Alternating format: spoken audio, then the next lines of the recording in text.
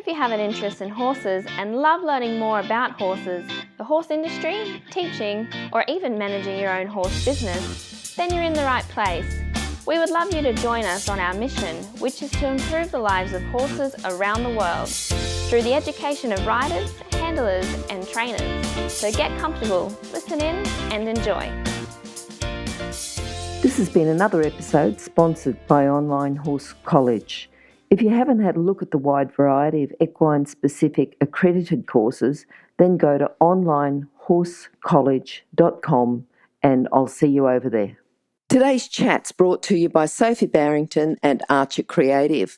She does copywriting, public relations, social media, email marketing, graphic design and website design. So if you're frustrated by a low return on investment from your marketing efforts, talk to Sophie Barrington at Archer Creative. You can go to horsechats.com, search for Sophie, search for Archer Creative or search for Barrington. Today's guest is Margaret Heaney. Margaret, although she's a coach and a rider, we're going to talk to her more today about her being a club president for her riding club. How are you, Margaret? I'm fine, thank you. It's good. Margaret, I'm interested in talking to you today because being a club president is a role that, quite a few people have or could be thinking of having. And I'm interested to know a little bit more about how you run the riding club and what you do within your role as a club president. It changes quite a bit, I think, from club to club. So I'm interested in talking to you today. But before we get started, Margaret, do you have a favourite quote? Well, I have a quote from a guy called Klaus Ferdinand Hempfling. I don't know whether you've heard of him. Okay, yes. His quote says, closeness to a horse never comes from the desire for closeness. Closeness to a horse comes only from closeness to one's inner self. It's a bit to think about, isn't it? Would you like to just say that again? Sure. He says, closeness to a horse never comes from the desire for closeness. Closeness to a horse comes only from closeness to one's inner self. Yeah, I certainly think it's worth thinking about that one. I don't know that we've had it on before. Yeah. No, so you have to be right within yourself. Oh, exactly. And I think that's right. I think that, we've sort of talked about, how horses can even help you find that. Yes. Yep. Exactly. And that has something to do with the therapy that the, PTSD people go through as well with horses. Yes, for sure. Post-traumatic stress disorder. Does your club do anything with the PTSD? No. We're actually an adult riding club. Yep. And we're sort of similar to pony clubs, but for adults. So we do fun things. All right. Now, tell us about how you got started to be a club president. Did you hold another role first, or how did that come about? Well, no. Actually, a friend of mine and myself were galloping up a hill one day and we had such a good time. We said, pony club kids have really good time. Why don't we start an adult riding club? Oh, okay. Do the same sorts of things. Yep. Because a lot of people want to ride not at a high level and they don't want to specialise. So it's a venue for people to come that are in that, situation. So we set it up, we incorporated it, and it's been running since 1997. And I think just as the areas within, horses and horse work, and there's quite a few different areas there of working with horses, which we've sort of focused on within the podcast, within Horse Chats, there's so many different ways we can enjoy horses. We don't have to go to any of the classical disciplines, any of the competition disciplines. We can just enjoy riding, enjoy our horses' company, enjoy doing things with them. Absolutely. And, you gain confidence from doing things with other people. Yep. It's a social atmosphere as well. Yep. Did you become president straight up? Were you always president? Is it something that you did? Well, it's funny because the other lady actually was the president first up. So she was president for 2 years, and then we've had a succession. I think I was president for a couple of years. We've had a succession of presidents, and I'm back to the role again after all this time. So, yes, this is my third year in the presidency this time. So. Okay. What do you think makes a good president? Not just a good president, because the president works in a team. You know, there's the secretary, there's the treasurer, there's all the other committee members. And then even from there, there's other members that might come along and help at working bees and help at different things there. What makes this? Because it's a volunteer position, isn't it? You know, so you're giving up a lot of time and effort yourself and often finances to take on this position. What sort of person holds a position within a club? Well, you need to be passionate about the club. You need to be passionate about what the activities are at the club. But to be a president, I think you need to be able to bring the members together and to keep them going as a team. So you don't necessarily have to be dominant, but you have to just be there, you know, for people to come to. Okay. And to have a club, what do you think holds the club together? Does the president hold it together? Does the members hold it together? Is the team? Because a lot of clubs come and get formed and then drift and then fold. Yep. Yeah, I think the common interest for a start, and I think the people are similar who are in the club. We've got a lot of women aged in, from 30 up to, well, I'm nearly 70. So, it's that sort of age group that seems to gravitate to our club. Mm-hmm. And is it mainly females in your club? Yes, we don't have a lot of men. We've got about 3 or 4. Okay. And they enjoy it when they come. Yep. And how many members do you have? We've got about 50 to 60 members. Okay. Yeah. So at each club day, we'd probably have around 30 people come each time. So that's a reasonable amount when you divide them into groups, into lessons and so. What do you think are the main strengths of your club? I think that we're a very supportive and friendly club. I don't think we're judgmental. We don't focus on discipline so much as enjoyment of what we're doing. And I think people really enjoy coming to the days. Okay. Now, what sort of horses? For people that are interested. So I'm sort of looking at it from someone who might have horses in their area. They might be saying, I'm a little bit over these competitions. I don't want to compete anymore, but I enjoy spending time with my horse. I enjoy going out for rides with friends. If they're thinking about forming a club, what sort of horses, just tell us a little bit more about getting a group together and forming a club. I know it was a little while ago, but, just think about that. Sure. It depends on the president a lot. Some presidents like to do more gymkhana type things because they like showing. Yep. Some, are into more trail riding type things. But at the moment, we actually have a mix of dressage, show jumping and cross-country or obstacles, in our case. We're not really high-level cross-country people. But depending on the president, those sort of are the activities that you do. And we have a cross-section. In other words, people will be in lessons for each discipline on the same day. Yep. So they don't just focus on one unless they don't want to go on the others. But, so we spread it around and it's at a low level. So most people can cope quite well. And we get coaches who are really experienced. They can cope with, a reasonably large group of people and they know what they're doing. And I think that's the secret to running good club days. You need people who are very experienced in their disciplines. Yep. And the coaches that you get, they'd have to be patient too because, coaches, you can get a very good coach who's very self-disciplined, who requires very high standards. But then you might get some members of the club saying, look, I'm just here just to support the club and because it's a day out with my friends. How do the coaches cope with that? Well, it's interesting, because the coaches we get coach at all different levels. Good. They coach from, high level down, but they're so good because they can read the abilities of the people. So they cater the lessons to the people, and they don't tend to sort of put people down or judge people. Mm-hmm. They just tend to try and, build them up and support them, and it's great. It works really well, and people really enjoy it when it's like that. Good. So it sounds like you've selected coaches that are particularly good for working within that club atmosphere, within, as you said, a wide range of people. Yeah, that's right. And a lot of the coaches compete themselves at a high level. We've got one barrel racing lady who's in the national championships and has won it from time to time, things like that. So they're great. They really come to the party. They're good. Okay.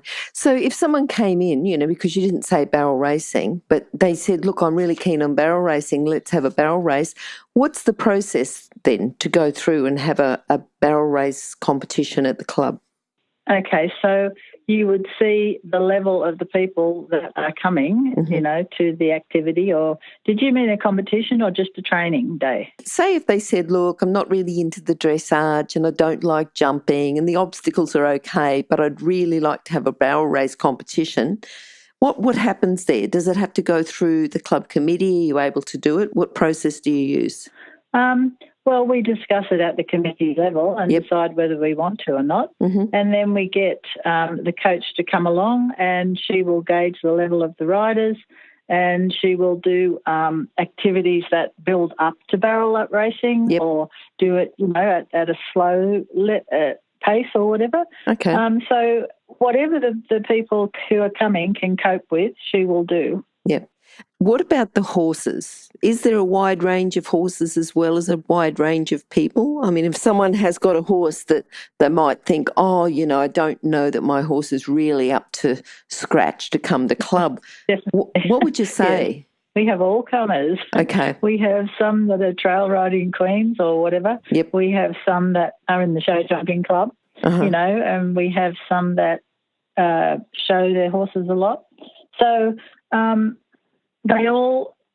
actually our organising lady is great because she can put people in classes according to their abilities, which is really important because you don't want a class with people that are so different that one's bored or the other's scared or whatever. So she's actually very good at placing people in classes with the same level of other people. Okay. But the horses are so different, we have thoroughbred stock horses, almost to the riding school stage and almost up to national sort of type stage. So all sorts. So it sounds to me like if someone thought their horse wasn't quite up to the job, you'd be pretty welcoming anyway. Absolutely. Yeah. Absolutely. And even if they want to come with their horse and not do anything, just bring the horse to have a look or, lead it around or whatever, I would much prefer that than, sort of doing something that they don't feel capable of doing. Yep. Margaret, what other jobs? You've talked about sort of organising events. What other jobs are included then within your role as a riding club president? We have a committee meeting once a month. We are affiliated with the Vikings. It's a sporting club in Canberra, and they sponsor us to the tune of about $2,000 a year in grants. So I apply for those grants. We set up and run open events 3 or so times a year, so you need to be there the day before to set up. You need to be there at the crack of dawn to, open up, and you need to be there at the end to close up. So those weekends and those days are quite busy, you might say. And the club days, we actually start usually about 9 o'clock, but we finish at lunchtime because we've found that people quite enjoy going till about 1:30, then having lunch and then packing up and going home rather than sort of getting back on the horse because we're not kids anymore. And I think, and it promotes people relaxing and chatting at lunchtime too. So yes, okay. So I'm on deck at those sorts of things, and in the meantime, got to keep your eye on all sorts of like affiliations and insurance, when that's due, just various things like that. We're an incorporated club, so we have to have an AGM and we have to have our books audited, things like that. Just keeping tabs on what is needed at what time of the year is really important. Okay. Now, for people in other clubs, or clubs that have not as active, say, as you are, and people are thinking, well, no one's very active. Is the club going to fold? What would you say to them to help increase the activity within the club, increase the members, but it's not just increasing the members, increasing the activity and the energy in the club? Yes, what would you say? Well, it all boils down to what you're running the club for. I mean, it depends on the activities that you run and that people want to come to. And it does depend on the atmosphere at the club. It has to be a welcoming atmosphere for people to want to come. So, and also, if you have good coaches, if you have activities that are fun, people enjoy themselves, you get more members, so therefore you've got a bigger pool to draw from to run the club. But the danger for a lot of clubs is that people aren't volunteering so much these days, and therefore the committees are struggling to, hang on to committee members who will all do their thing. And I think that's the problem for clubs at the moment. People don't seem to have the time to commit to things. I don't know why. Yeah. You'd think they'd have more time these days, but yeah. If you're an equestrian coach or a horse riding instructor, or even if you aspire to be one, have a look at the free video series for horse riding instructors on the Horse Chats website. Go there now, have a look, horsechats.com. What do you do then within your club to actively encourage volunteers? That's an ongoing discussion. At the AGM, we try to encourage lots of people to come, which doesn't always happen. But generally speaking, the people that are there enjoy each other's company. We actually have dinner at our meetings or before our monthly meetings, and that seems to draw a few people as well. Okay. But you've got to make it fun, and you've got to make it something that they want to come to, and not a job that they have to do. Do you know what I mean? Yeah. Somehow you've got to make it attractive for people to come. Well, it sounds quite social too, having the dinner at the same time as the meetings, and then, having riding, and then the lunch and just sort of hanging around and talking horses, I suppose, because sometimes that's what people want to do. They just want to hang around and talk horses for a few hours. And especially I think people who may not be able to ride, to sit in the saddle for as long. They're happy going out for the day if they have that little bit of activity in the morning and then just talking horses for a few hours. And sometimes it's the actual sitting down and socialising that could be the big part of the day, almost. Yes, and they might learn something. And yes, exactly right. Do you get people that are social members that come in just for the day without their horse, without riding? Not too many. Okay. We've got a couple on our committee that don't actually ride, but they want to keep being involved. Okay. But most people who come ride, but I'm getting to the stage myself now where I'm not sure what I want to sit on a horse for 3 hours either. I was going to say, what are you looking forward to? When I ask that question, a lot of people say, well, I've got this new young horse that I'm about to start and compete, and I've got this one going there and this one going there. And so what are you looking forward to? And what are you personally looking forward to do with horses and the club? And what's the club moving on to now? What have you got planned for next year? Well, personally, I have a lesson once a week with a dressage coach so that she will push me to say, to do more riding, because I never do enough for her, of course. Yeah. But unless you keep doing it, you just lose it. Yes. So you've got to keep pushing yourself. And I mean, I enjoy it, don't get me wrong. I enjoy riding. Unfortunately, my horse is more an arena horse these days than a horse that I take out, trail riding, because of, I suppose, as you get older, it gets harder if you're on your own, especially. Can you just repeat the last part of the question again? Yeah, it was, what's the club looking forward to? What have you got organised for next year? Oh, well, we our usual activities and monthly activities on the third Sunday, the training days. And then we intersperse those with things like a gymkhana, dressage and jumping day. And we have one called a Total Wimps one-day event, which is great because it's low-level everything, and people who don't feel like they can do anything go in it, like not me. I'm not really a jumping person, put it that way. And we do have clinics. People would love to have a camp, but it's really hard to find a place that people are happy to float their horses to and that is safe for people to ride at. So we have ongoing discussions about that. We once had a little camp drafting clinic, at a local camp drafters place. Sometimes we have different things if people are willing to organise them, but generally speaking, it's the, showing, dressage, jumping, cross-country, that sort of thing, mostly. Okay, yeah. Good. We did have something called Trek, which is orienteering on horseback. I think that's an English thing. Okay. Have you heard of Trek? Trekking, yes.